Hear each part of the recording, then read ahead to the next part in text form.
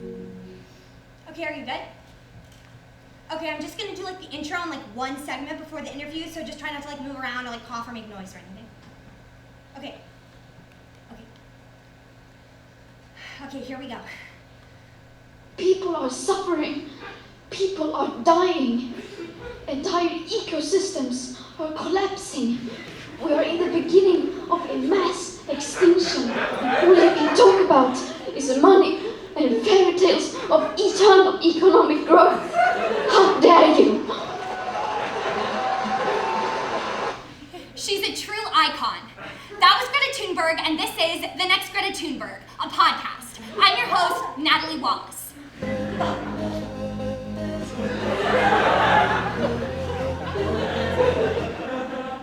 Thanks for tuning into the show. For those of you who didn't listen to my first two episodes, I'm a 15-year-old from Kipsbury, Massachusetts, and I've got a lot of thoughts to share about social justice, activism, and the detriments of staying silent. This podcast is my platform, and I hold nothing back. I'm here again recording in WCYD Studios, Western Mass's best and smallest radio station, and this time we actually have a 6-minute slot, so get ready. As my loyal listeners know, this show is broken up into segments, but because this is a special episode, we only have time for one segment. It's called Rage Hour. Don't worry, it's not a full hour, I just like the name. During this segment, I talk about things that are making me enraged. At the absolute top of the list this week is the town square renaming contest. Do I agree that the green in the middle of town should not be named after an extremely wealthy venture capitalist who always called me sweetheart? Yes. But I don't think we as a town should get to rename a piece of land that was never ours in the first place. In case people forgot, we are living on stolen land, and it's entirely inexcusable to just slap a new name on it. We're living on land that belonged to the Nipmuc and Pecumtuck Native communities. To name the town square after Miss Kathleen would be preposterous. Sorry, Miss Kathleen. How does that make us any different than Amerigo Vespucci? If any name should be considered for the town square, it should be one that honors the indigenous people that were here first. I'm not some holier-than-thou saint. I, like many other Kipsbury school children, wore a native headdress made out of construction paper in first grade for our Thanksgiving celebration. There is photographic evidence. But I'm working on it, I'm trying, and I feel like no one else in Kipsbury is. That's why I entered the renaming contest and made a video about stolen land. Well, actually, first I made a video about how I thought the town square should be named in honor of Greta, but then I changed my mind, and then I made the video about stolen land. The silence in this town is deafening. Someone has to speak up. We're doing an extended version of Rage Hour this week because we have a special guest who's come to talk a bit about the town square renaming contest. I tried to have the chair of the Board of Selectmen on the show, but he declined, so I'm interviewing the intern at the town manager's office this summer, Isaac Wiener. Just Isaac is like fine. Okay. Well, thanks for coming to the studio today, Isaac. No, thanks to you. Thanks to you for like having me on, inviting me on. And also thanks for sharing your thoughts about the town square renaming contest. I like never really thought about it in that way before, so. Yeah, you and everyone else. Okay, we're gonna do one icebreaker question before we start the interview. So, as you probably know, this podcast is Greta Thunberg themed. So my question is, would you rather travel on a zero-carbon yacht across the Atlantic, like Greta did in 2019, or would you rather have your own skull-struck-a-far klimatet? Could you clarify the last one? Sure. Skull-struck-a-far klimatet. I'm sorry, I'm still like not sure. Skull strike for climate. Oh, okay, yeah. It's actually hard because I've had like a lot of bad experiences in boats, like mainly kayaks. But I also like really don't like missing school because you just like get more behind. And in like 5th grade, I was going to school for like 2 weeks with walking pneumonia. So, but I would still probably do the second one, the skull streak for climate. Okay, so we don't have a lot of time, so I want to get to the real meat of the interview, even though I don't support real meat. So, as you heard, I really don't agree with the contest. I think that we've been given a chance to consider what a name means at all, and we should take it as an opportunity to think about the people that were here before us, the Nipmuc and Pecumtuck communities. No, I think that's really important, and I like learned about those groups in school, and it would be like really cool if the town square was named in honor of them. And I watched your video submission, so that was great. Yeah, I'm actually thinking of maybe doing another one because it's like a super complicated issue and I don't want to like oversimplify or like speak for other people or anything. Yeah, maybe have you like talked to like someone from one of these communities or? No. No, that's a good idea. Yeah, I should probably do that. No, I mean it's just a thought, like it's just a thought. So. But the submissions have been great so far. We have like 15, so it really represents like the diversity in town. What diversity? Because Kipsbury is like 99.9999999% white. Also just deeply problematic in general. Like, did you listen to my episode last week? No. Well, I talked about Kipsbury's origins as a leather-making hub. Kip means the hide of a young or small animal. Basically, it's the result of skinning a baby. That's what our town is named after. I started a Twitter called Cancel Kipsbury, and I'm tweeting daily. You should follow it. Everyone should follow it. Anyways, back to the submissions. I've watched most of them, and a lot of them are like really out of touch. Like the guy who owns the fish shop. Rob? Yeah, Rob. Well, he wants the town square to go back to what it was named before, which is William Hill Walker Square, because he was like related to him. And I did a project on William Hill Walker in 8th grade, and he was like super racist. That's really bad. Yeah. I mean, don't get me wrong.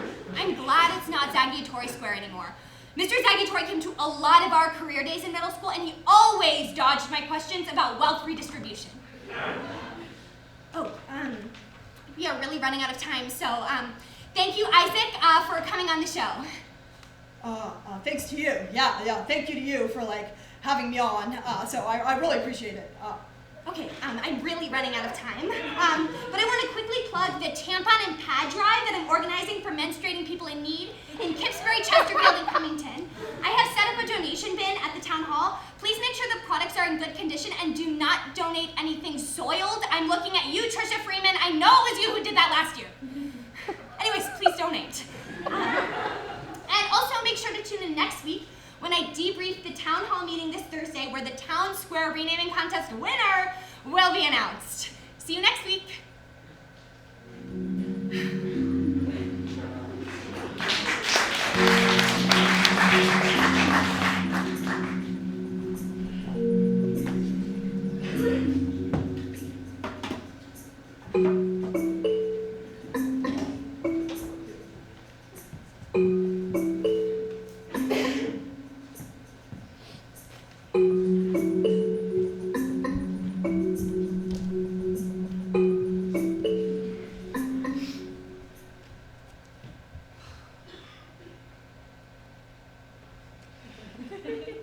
I'm Caesar Collins, and I'm Brandy Collins' brother.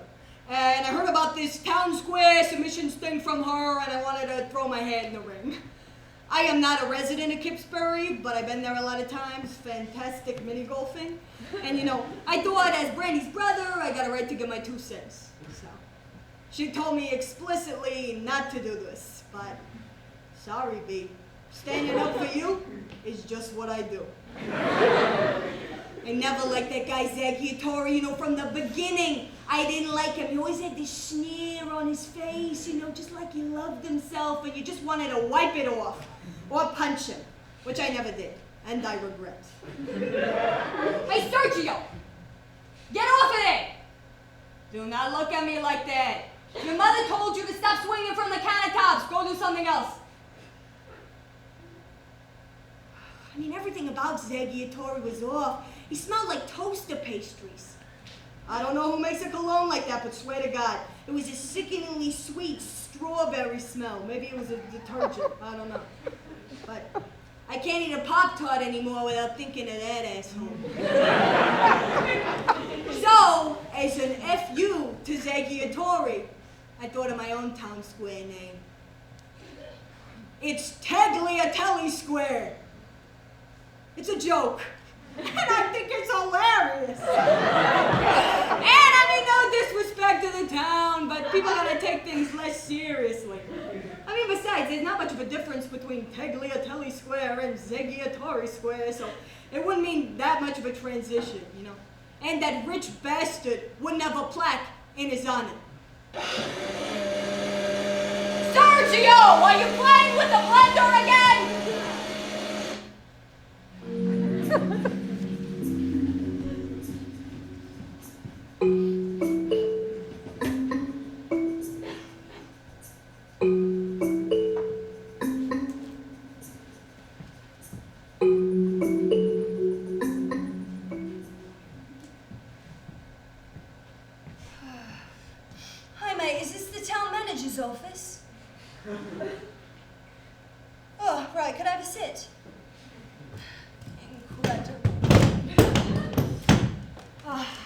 sorry, crazy fucking night last night.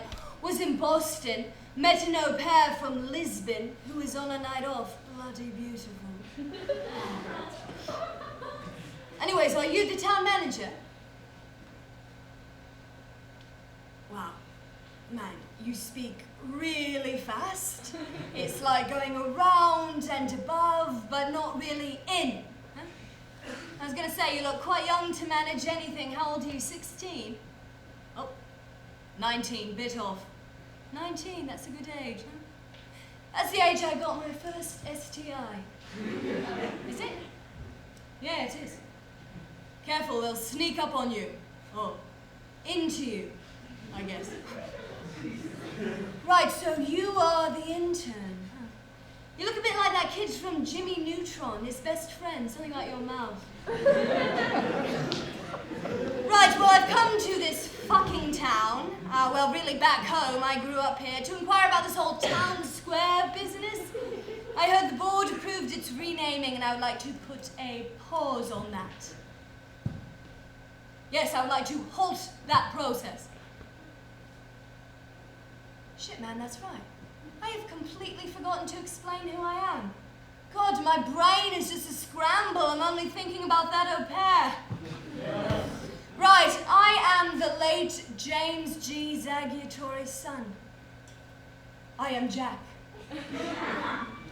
Right, good to meet you too. So I've come back because it seems like my dad's legacy is being shat on. Yes, I'm opposed to the whole thing. My father did so much for this town, funded fucking everything, so I could get why people are trying to drag his name. I object. I'd like to stop it. And why did this board not consult me, is what I'm wondering. I am my father's legacy, and now I am the only thing left. Christ! Nothing. Nothing can be done at all. Oh, why don't I just come to that town hall meeting then? Okay, blah, blah, blah. What I'm hearing is a bunch of bureaucratic nonsense. Man, this is your chance. Okay, you're an intern. You're not an out-turn, you're an intern. On the inside. Right now, you are just a janky, shitty, tiny little cog in the machine just being turned against your will, but you can break out of it.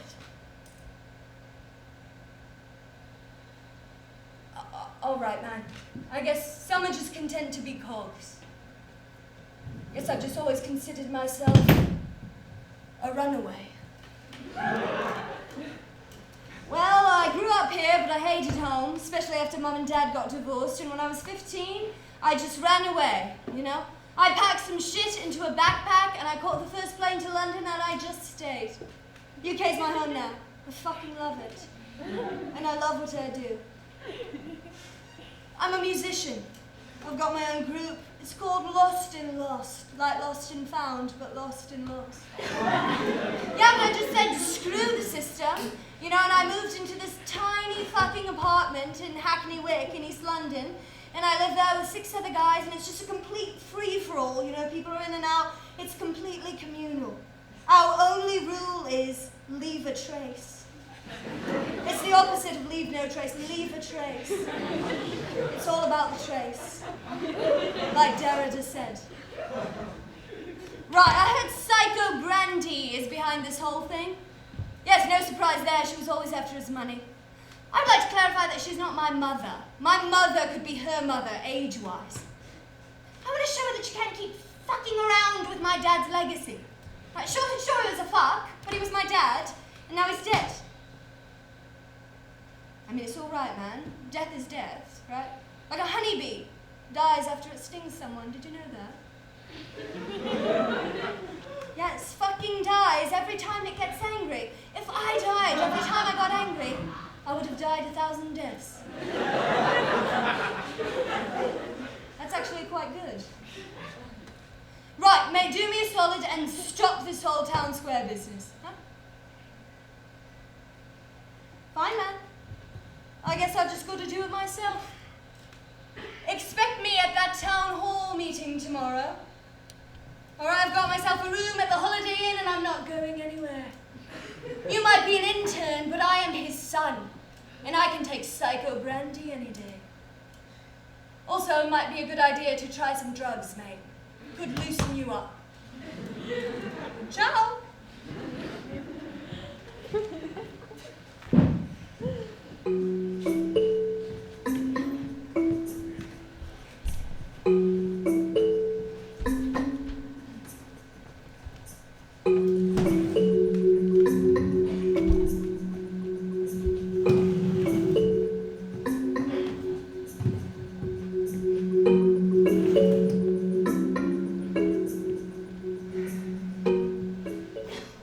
Isaac, honey, do not worry.